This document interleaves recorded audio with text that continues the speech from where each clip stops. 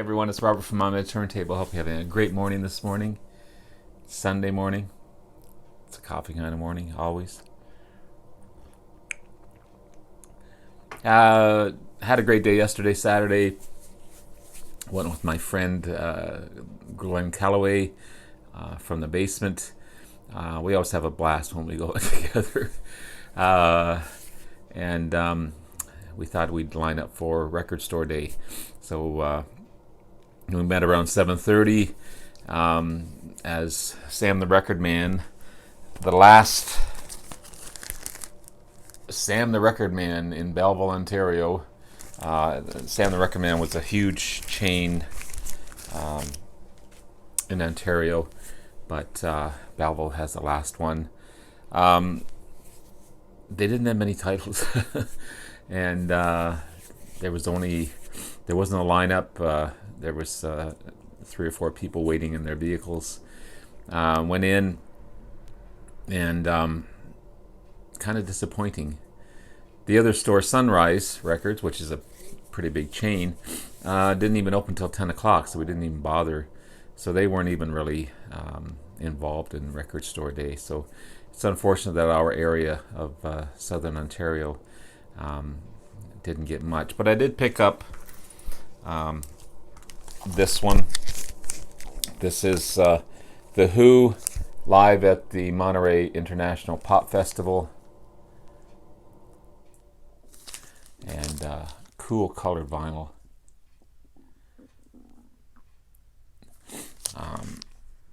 1967 performance, remastered from the original analog tape and pressed on tri-colored vinyl. Substitute, Summertime Blues, Pictures of Lily, A Quick One While He's Away, Happy Jack, and My Generation. A quick live one. So I picked that one up. I'm not sure. I don't think Glenn got anything there either. He wasn't able to find anything. I also picked up this while I was there. This was a great price. This is the Pipers at the Gates of the Piper at the Gates of Dawn, remastered by Pink Floyd. As I said, it was a great price. It's on the Columbia label. Their debut album, released in 1967. I've always wanted it, and pretty happy to have it. So that's another one I picked up at Sam's. So from there, we were about there for about a half hour or so. So from there, we decided to head to Cobourg, Ontario, which is about a half hour west of Belleville, and go to Zap Records. Glenn's friend Tim, who is a great guy, super guy, is the owner of Zap Records. And he opened at 10, so we got there about 9:30 or so, chatted for... had a great conversation for about a half hour, and went into Zapp's. You got to save money when you when you go there, because you just want everything. Oh, before I did that, previously on Friday at Sam's Record Man, I did pick up. I don't have any of his albums. I do now, obviously, but I picked this one up. Joe Bonamso, Royalty. This was on Friday that I picked this up. This is a 2020 release. It's a double album, beautifully packaged. Amazing guitarist. I was hoping it would be on colored vinyl, but it's not. There's Joe there.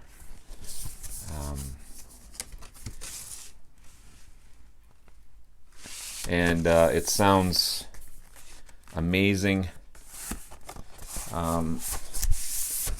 It was co-written by former Whitesnake guitarist Bernie Marsden.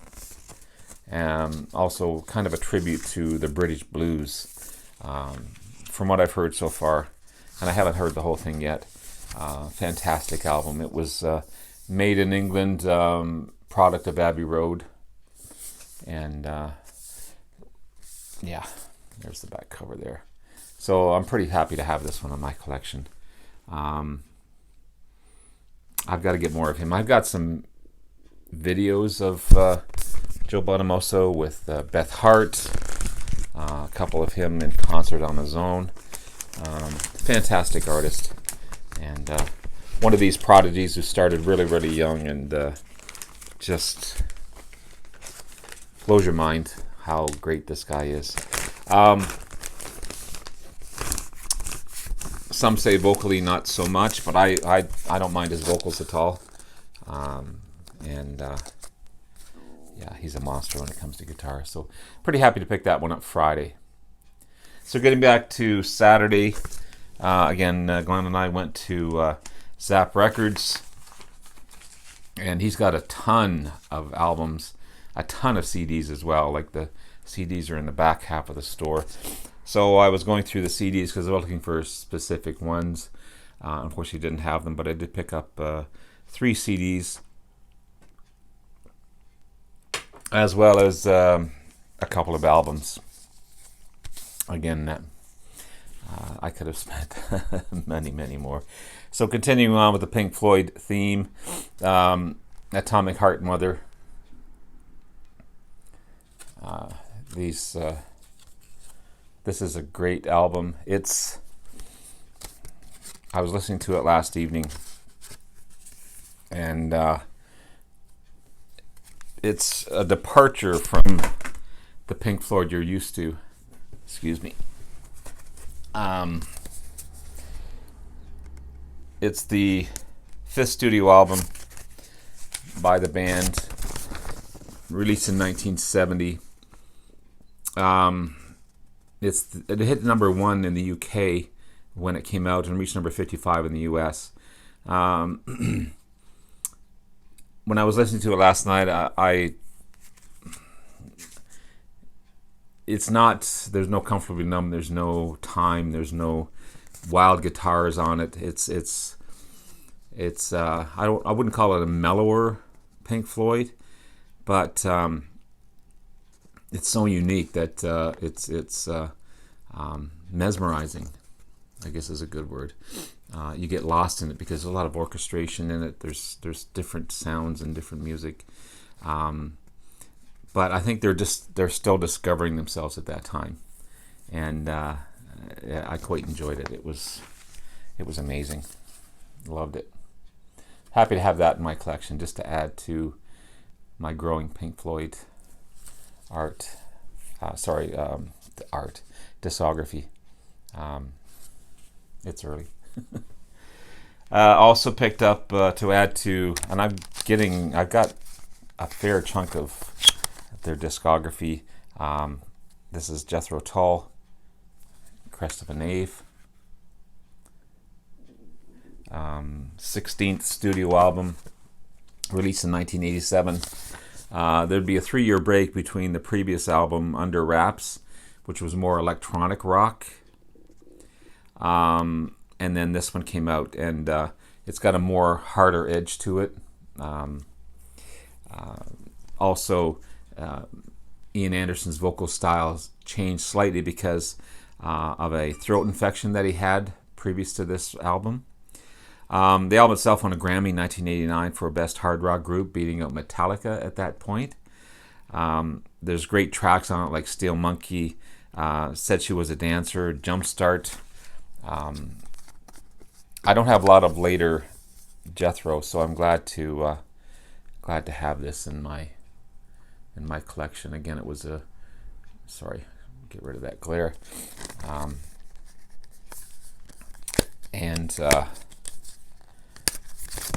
I'm trying to build the whole discography, and in the booklet it's just mostly lyrics, but yeah, there's the song list there. But a great album, great album, love it. And also from Jethro Tull, we've got Roots to Branches. Roots to Branches is you're heading into the 90s at that point, 1995, the 19th studio album.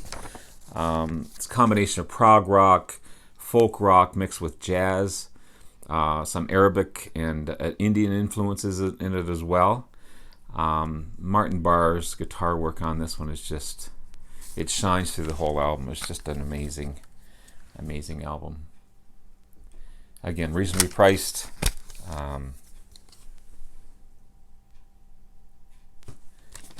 And yeah, I'm so happy to have this one. I'll listen to this one today for sure. And again, just the lyrics in the booklet, but yeah. David Pegg is the bassist on this one. Martin Barr, of course, is still there. Ian Anderson, Dion Perry on drums, Andrew Giddings, on keyboards, Dave Pegg on bass guitar on tracks 3, 5, and 11. Steve Bailey on bass guitar 1, 6, 7, 8, and 9, and 10. And I think Ian Anderson was the main producer of this one. So happy to have that. And I did pick up a couple of albums. So to complete the trio, I had their first and second on CD, both double albums. And it's unique to find a band that puts out double albums in their first few releases. But I picked this one up yesterday. This is Chicago 3, another double album. And it's kind of an unknown or a undiscovered album. It doesn't have its due. It also included a lyric sheet in it. 27 tracks on this one, or 23 tracks.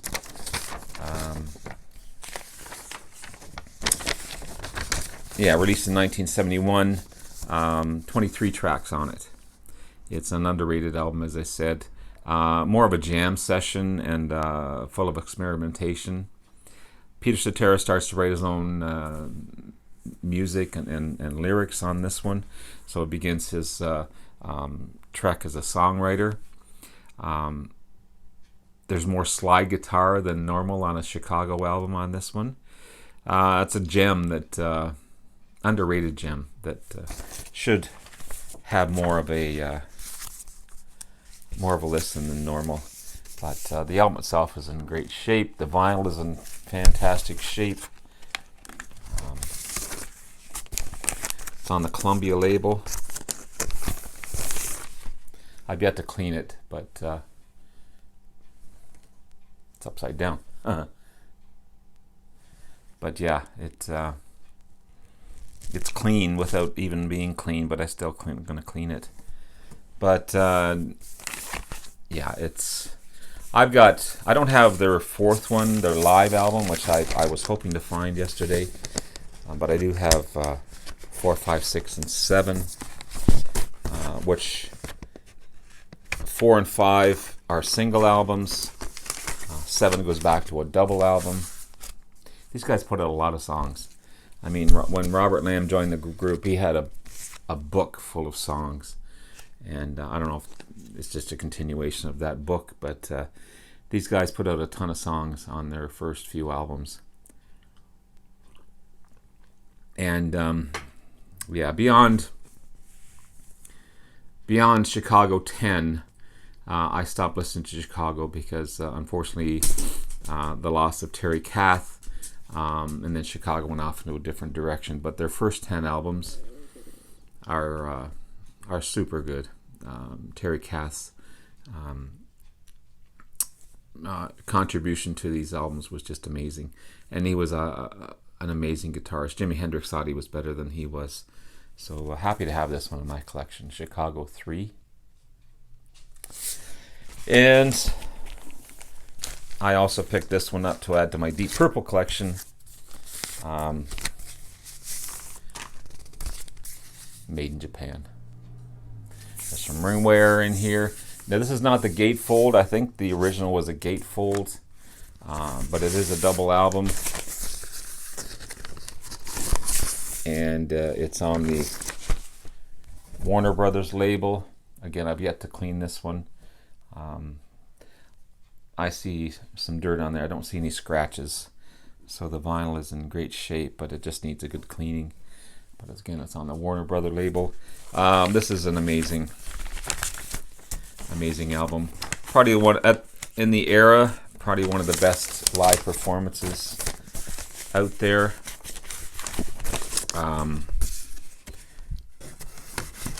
It was just as it sounds, or sorry, just as it reads on the album cover. It was released in Japan. Live performances from 1972. It was on their first live tour of Japan, recorded in both Osaka and Budokan. Cheap Trick would have made a live album live at Budokan. So Japan was a big traveling area for a lot of bands. I love that front cover, that iconic front cover, showing the band in action. The late great John Lord over there. You got Roger Glover, Ian Gillan, Ian Pace, and of course the great Ritchie Blackmore. There's the back cover there. You've got Highway Star, which was recorded in Osaka in 1972. Child in Time, The Amazing Child in Time, 16th of August 1972. That completes side 1. Side 2 is Smoke in the Water in Osaka, August 15th, 1972. The Mule in Tokyo, August 17th, 1972. That was side 2. Side 3 is the great song Strange Kind of Woman. That was in Osaka, 1972. And then Lazy, an amazing song, 1972 in Tokyo. And then side 4 is the complete side in Osaka of Space Truckin'. That completes the whole side 4. So, yeah. Happy to have that to add to my growing Deep Purple collection. I've still got to get some later Deep Purple, but I've got the majority of their early stuff. And yeah, this was so happy to find this one. Again, I wish it was a gatefold, but you don't listen to the cover. There you go. So again, great day with Glen. He's a blast.